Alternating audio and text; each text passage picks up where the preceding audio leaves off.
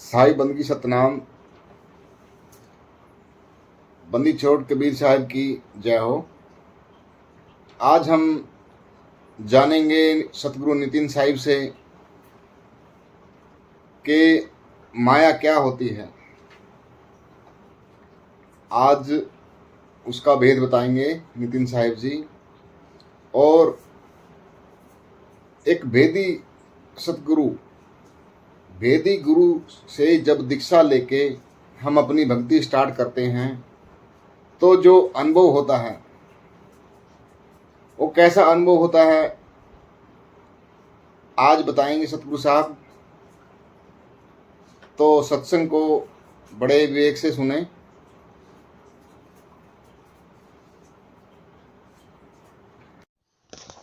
साई बंदगी सतनाम बंदी छोड़ की जय हो, परमपिता परमात्मा की जय हो।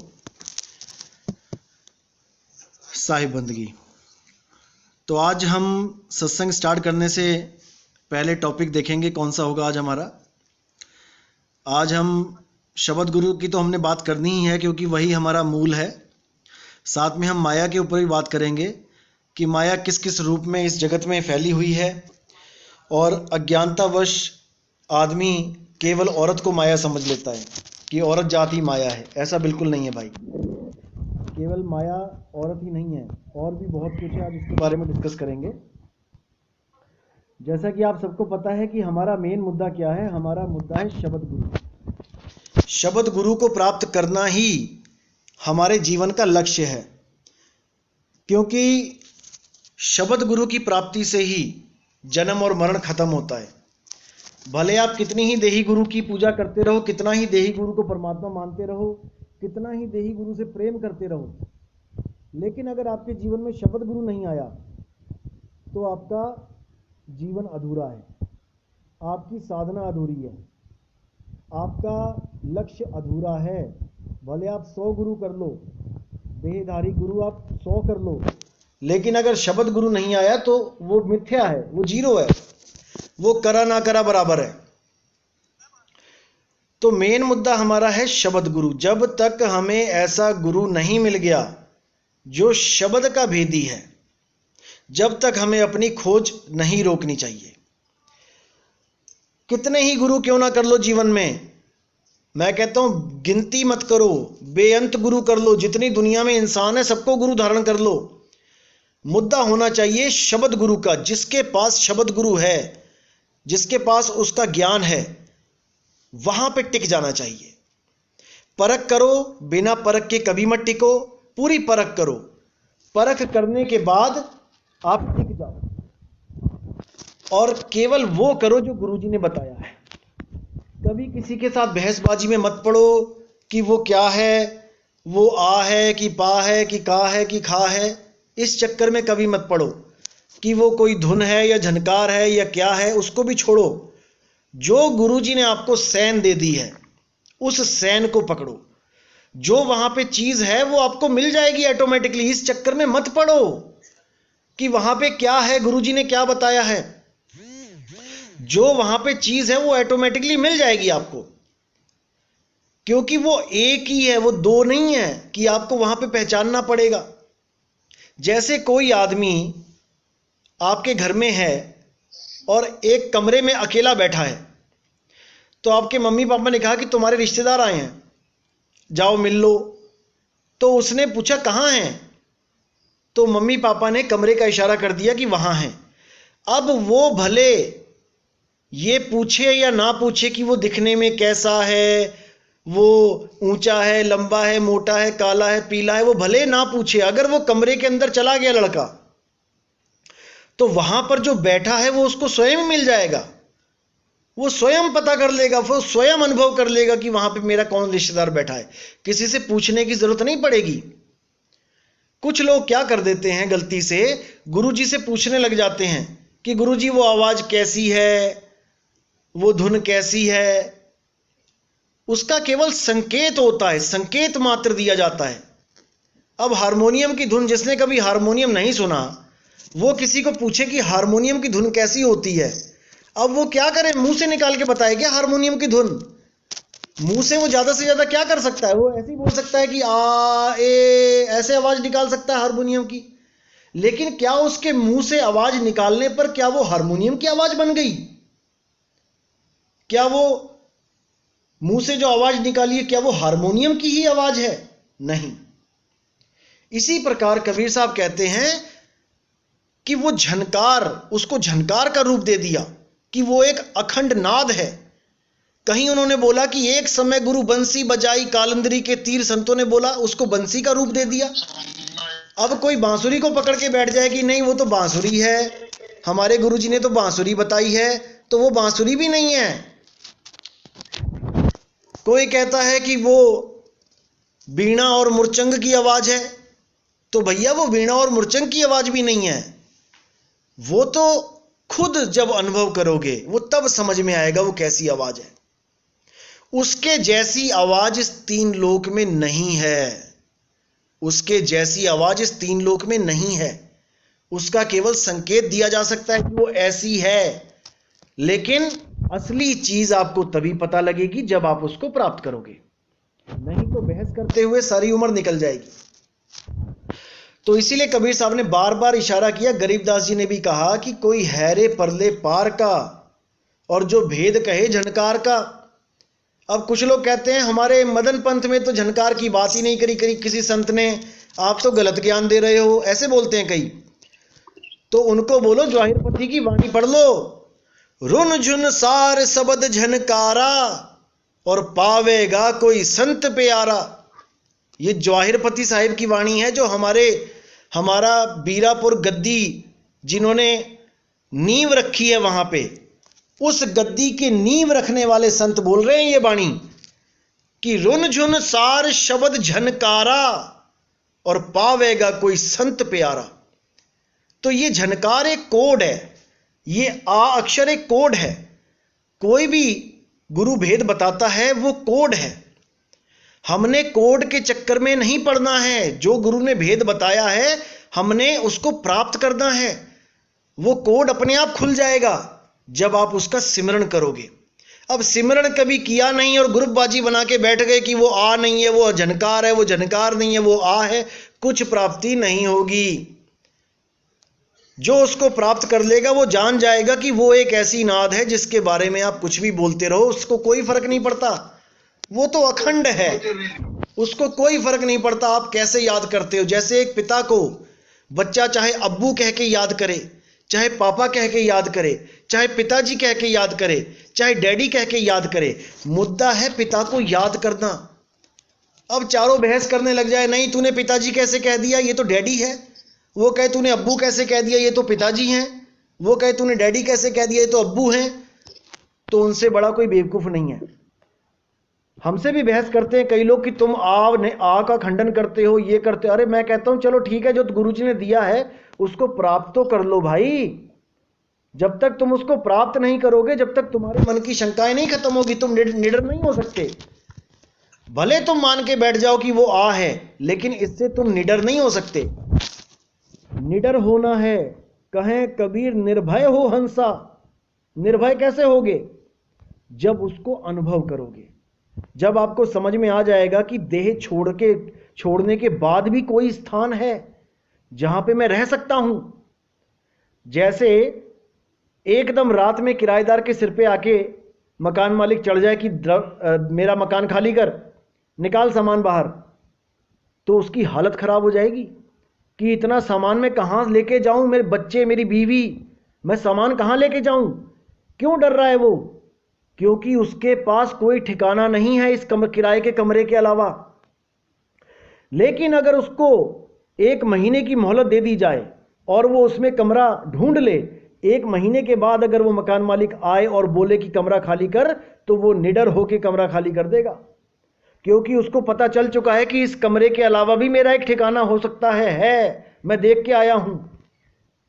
इसी प्रकार इस शरीर से बाहर निकलने के लिए हमें एक ठिकाने की जरूरत चाहिए। एक जरूरत है हमें ठिकाने की।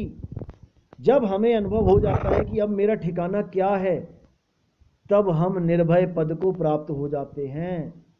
तब हम केवल मौत का इंतजार करते हैं। असल में मौत नाम की चीज खत्म हो जाती है आपके जीवन से।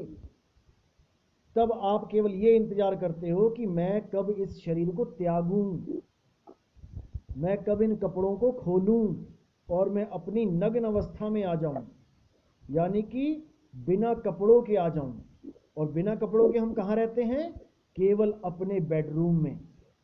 हमारा बेडरूम ही एक ऐसी जगह है जहां हम बिना कपड़ों के रह सकते हैं। नहीं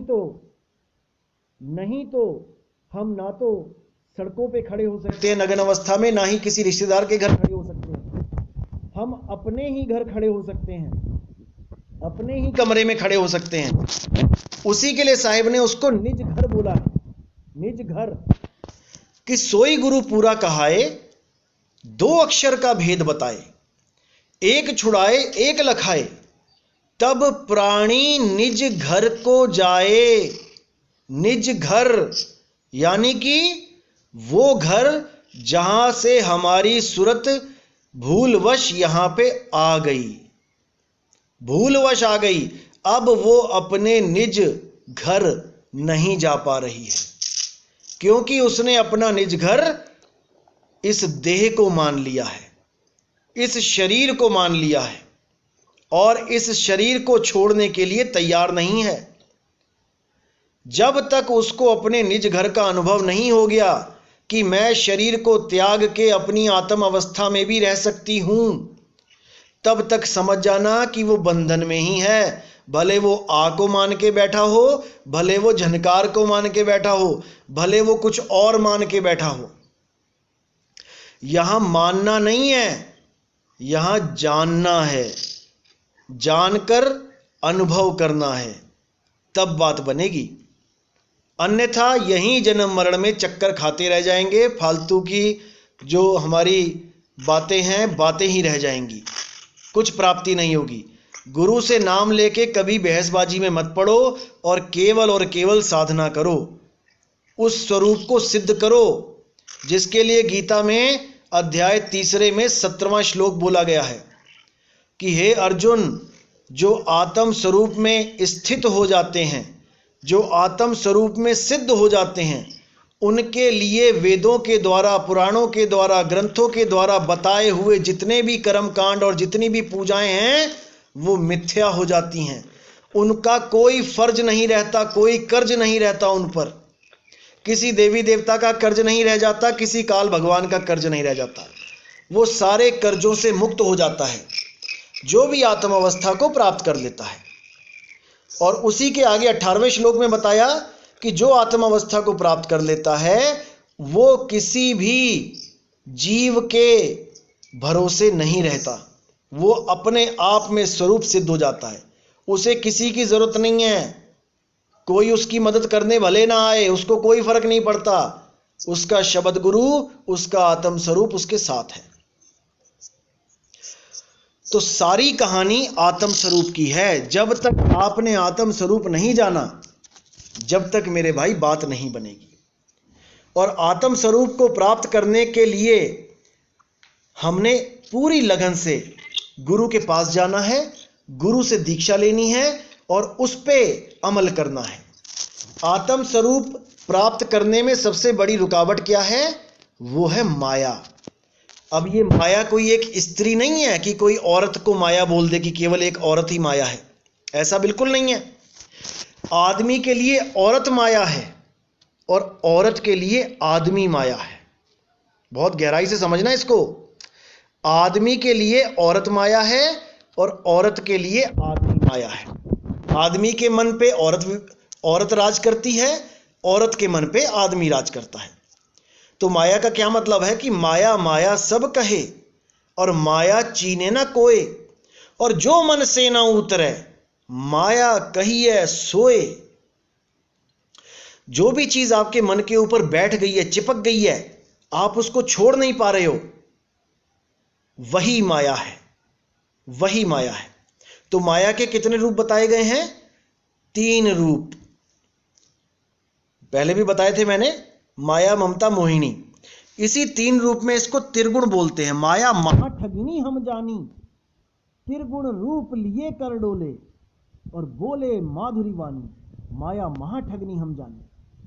कि 3 रूप में वो माया सबको ठग रही है और हर आदमी, हर जीव उस माया के द्वारा ठगा जा रहा है। कौन कौन से रूप बताए माया के इस वचन में? कहते केशव के कमला होए बैठी और शिव के भवन भवानी, पंडा के मूरत होए बैठी तीरथ में भई पानी। केशव के कमला होए बैठी यानी विष्णु जी के पास लक्ष्मी रूप बना के बैठी है, और शिव के भवन भवानी, शिव जी के पास पार्वती का रूप बना के बैठी है। पंडा के मूरत होए बैठी, पंडित जी के पास मूर्ति बन के बैठी है। पूरा दिन पंडित जी मूर्ति में ही लगे रहते हैं, मन से उतर नहीं रही है।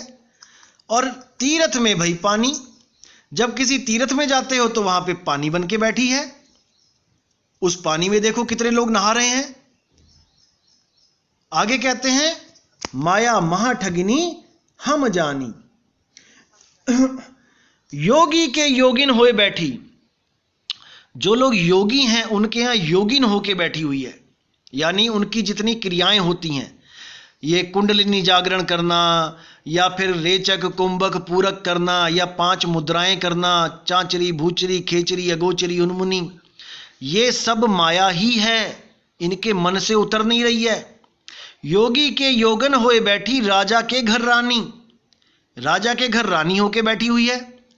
काहू के हीरा बन बैठी और काहू कौड़ी कानी, किसी के यहां हीरा बन के बैठी है, किसी के यहां कौड़ी बन के बैठी है। भिखारी के लिए माया क्या है? वो 1-1 रुपए के सिक्के माया है उसके लिए, वो 1-1 रुपए के लिए भटकता फिर रहा है।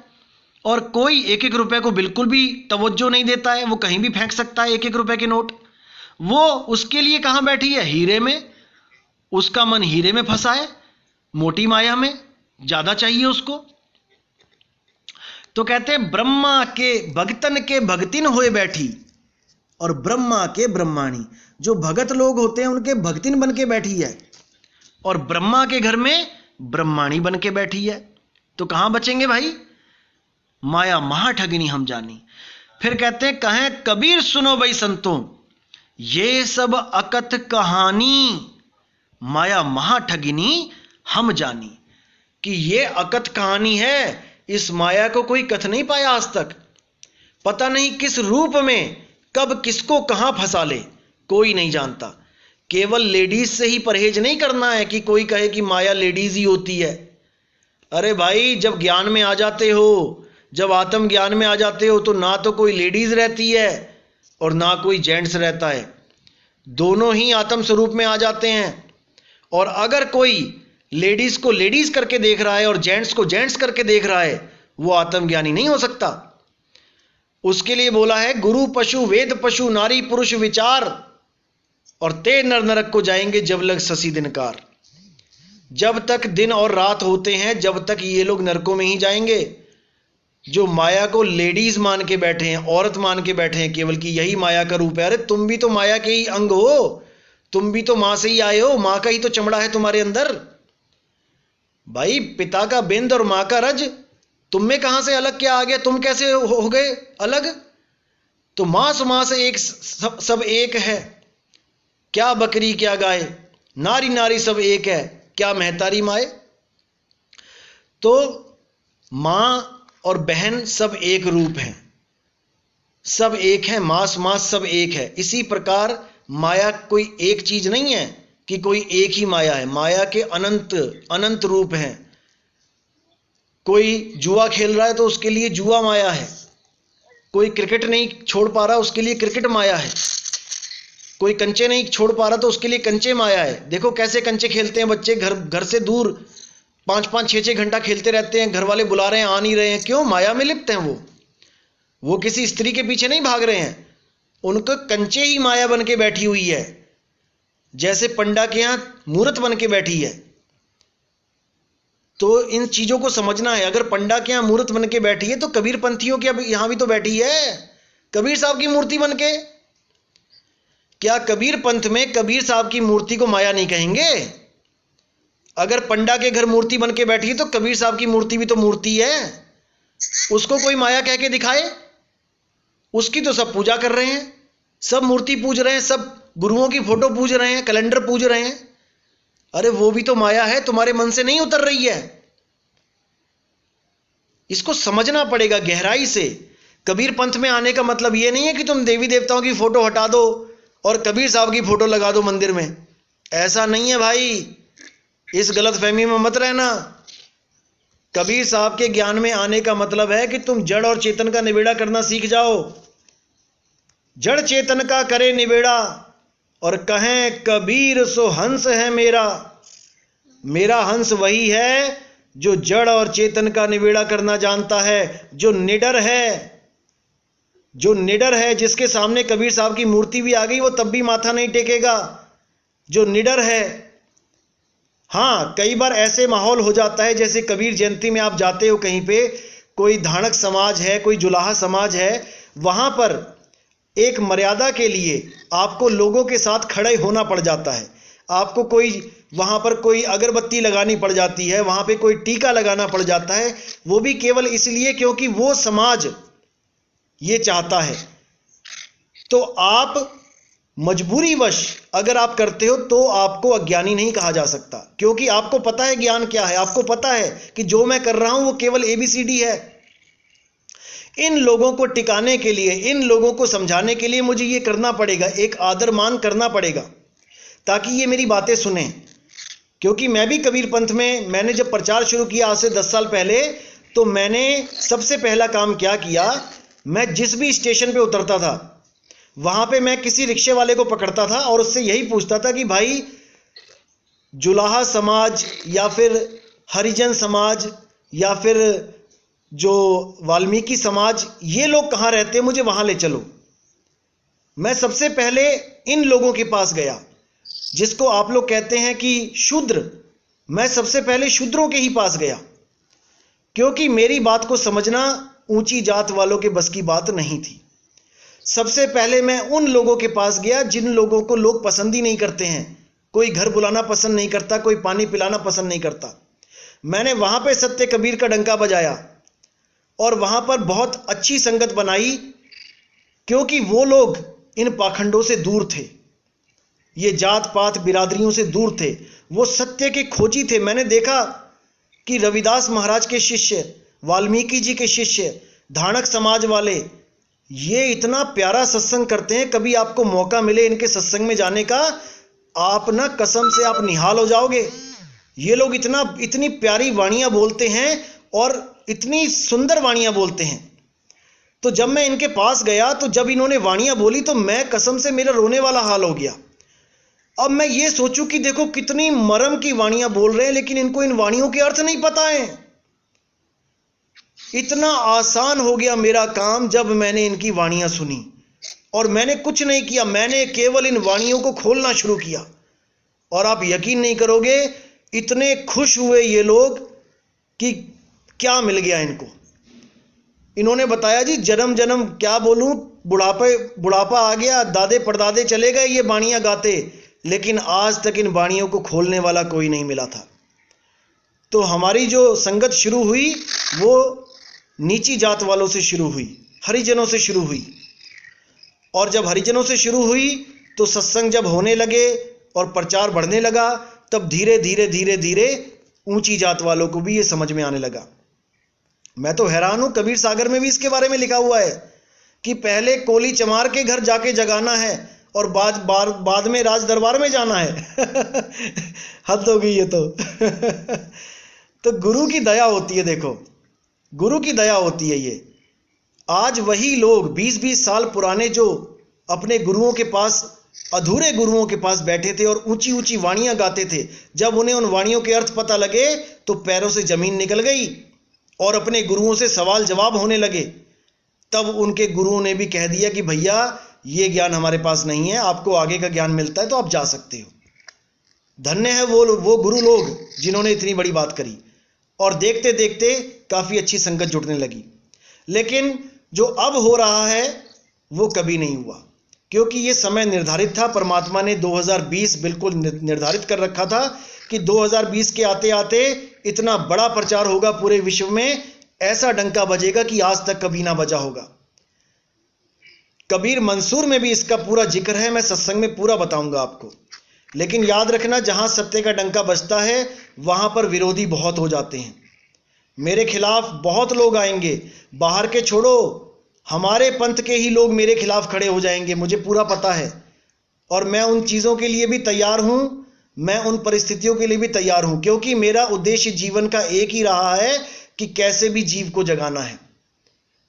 मेरे जीवन का कभी ये उद्देश्य नहीं रहा कि मैं गुरु बन जाऊं या मैं कोई महान आदमी बन जाऊं, ऐसी आत्मा, महान आत्मा बन जाऊं, ऐसा मेरा कभी कोई ऐसी शंका मंशा कभी नहीं रही। मैं तो ट्रेनों में चलने वाला इंसान हूं, आज 10 साल हो गए मुझे, जनरल के डब्बों में ही चलता हूं मैं, ऐसा कुछ नहीं है। तो बहुत से लोग आएंगे विरोध में, लेकिन आपने विवेक को जगा के रखना है। बहुत से लोग गुरु को भी मेरे खिलाफ कर सकते हैं, मेरे ही गुरु को मेरे खिलाफ कर देंगे, ऐसा भी हो सकता है, पहले ही चेतावनी दे देता हूं मैं। लेकिन आपने सत्य के साथ रहना है, सत्य के अलावा कहीं नहीं, क्योंकि सत्य ही हमारा गुरु है। तो ये जस्ट मैं संकेत कर रहा हूं, परमात्मा की दया होगी तो ऐसा कुछ नहीं होगा, लेकिन मैं भविष्य की बात बता रहा हूं कि ऐसा भी हो सकता है। क्योंकि जब कबीर साहब आए थे रामानंद जी के पास, तो रामानंद जी के शिष्यों ने भी बहुत खेल खेले थे उनके साथ, बहुत षड्यंत्र रचे थे उनके खिलाफ। तो वही आज भी हो सकता है, कोई बड़ी बात नहीं है। लेकिन हमने केवल सत्य के साथ रहना है, सत्य ही हमारा परमात्मा है, सत्य ही हमारा गुरु है। तो ठीक है, बहुत अच्छी बात है, आप लोग विवेक जगाते रहो, परमात्मा आपके साथ है, मालिक की दया आप लोगों के साथ रहे। दास का उद्देश्य केवल ये है कि पूरी दुनिया में डंका बजे परमपिता परमात्मा का, सतगुरु बंदी छोड़ का, उस विदेह गुरु का, इससे ज्यादा मैं कुछ नहीं चाहता। तो आज का सत्संग यहीं समाप्त करेंगे।